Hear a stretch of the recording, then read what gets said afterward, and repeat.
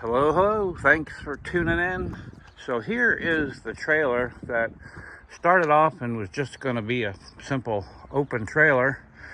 And then, as usual, I went a little overboard on it. It's got a new front tongue. It's got a new elevator jack there. It's got these nice double locking toolboxes, and they're going to be open from the inside so that you can't see the handles from this side, so I can put valuable tools in there to protect them. This side, I'm just about to put a coat of black paint on, and on the front, yesterday, I did this side, and so on this side, it has a nice locking toolbox section. So a couple racks, put tools and stuff, and these two toolboxes there. Excuse me. This side completely opens up, and I'm going to make a screen window for that.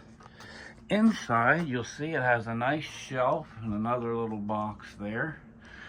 So I could put, who knows, whatever, everything up there. And then coming around to the back, it flips up. And looking at it here, it is 9.5 feet in length. And it is 4 foot high on the sides. My buddy has some tongue and groove cedar, so I'm going to take that old wood off there and put nice tongue and groove cedar on that side. Take that old piece off there and tongue and groove cedar there. Easy job, take me about an hour and a half to cut it and do it.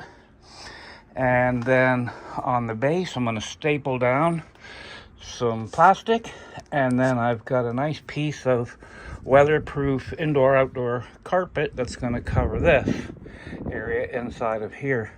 So I'll be able to carry a lot of stuff in here, but also I'm going to have another bed in here just for fun, should I need. I also like it's got these two tubes. You put fishing rods or long tent poles or anything in there. And on the roof, it has cool racks, and that's where I can put canoe, boat, solar panel for charging while I'm on the road. I've also got like a boat hatch window thing, and I haven't decided where I'm gonna put it. I might put it in the side of here or in the back, or maybe not at all, maybe in the roof itself.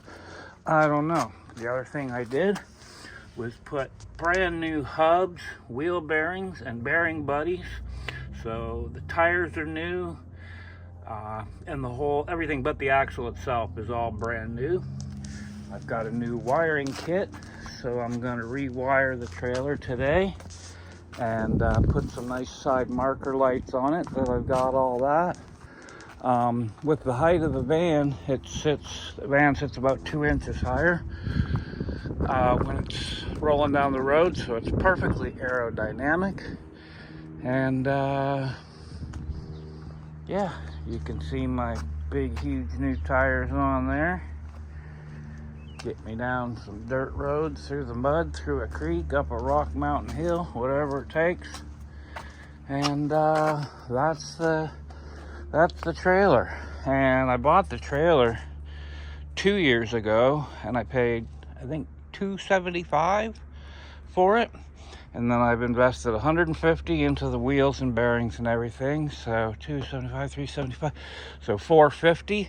And then I paid $200 for this cap.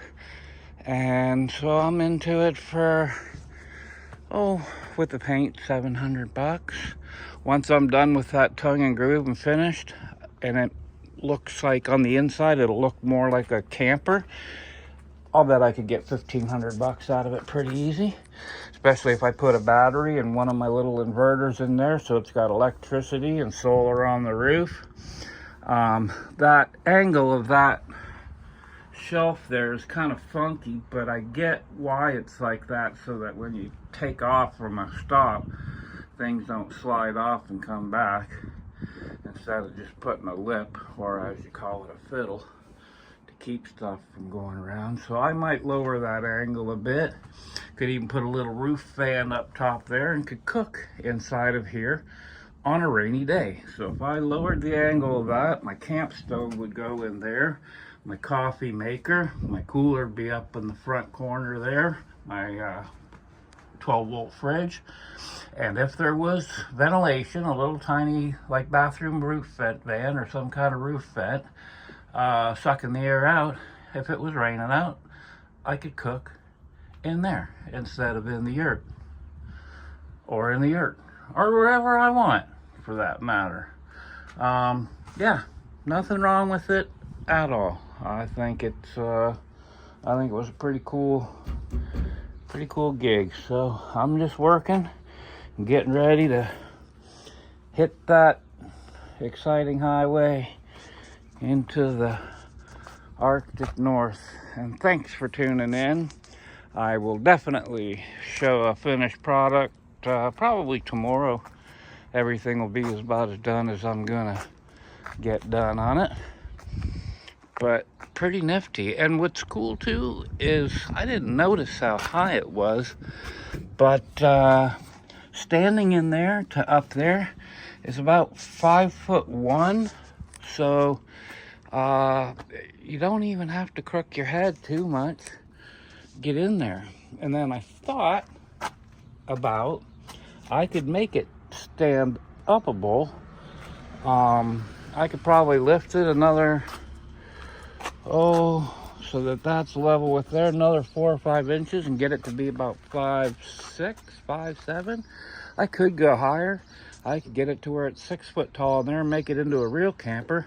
But then I've got the problem with having to make a door in the back or some kind of swing out door, and that's just more work. So maybe later in the summer or the fall if I got silly, but that would take a full day to raise that up.